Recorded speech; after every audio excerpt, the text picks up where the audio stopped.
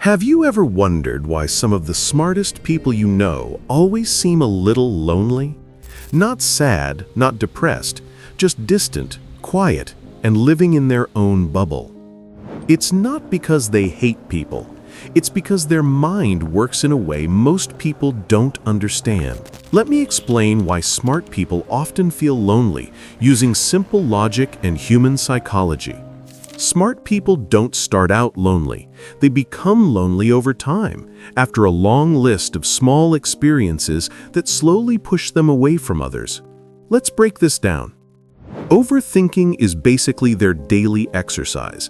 Smart people analyze every conversation, every word, every tiny detail. This makes them cautious. They don't jump into friendships easily.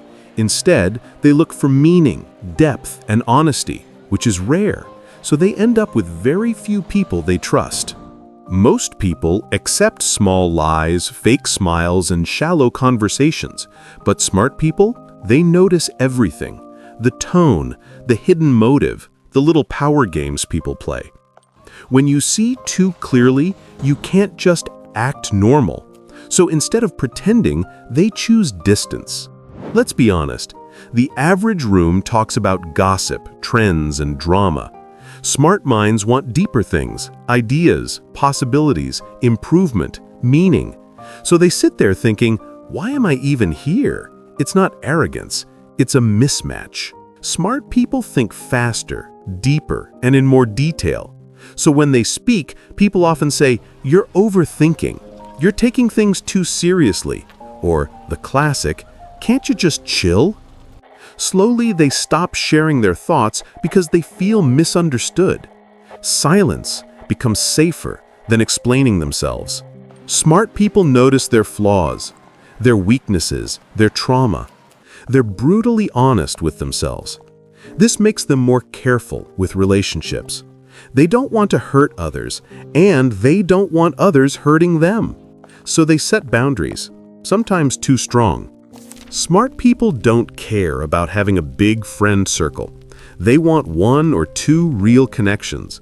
But real connections take time, and most people don't want to put in the effort.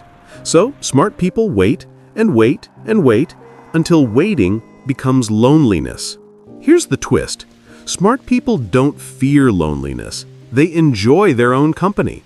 Books, ideas, projects, these things fill their minds. So while others avoid being alone, smart people embrace it. But too much of it can still create emotional distance from the world. So why do smart people feel lonely? Not because they're broken, but because their mind operates at a different frequency. They see more, feel more, understand more, and that makes connection harder.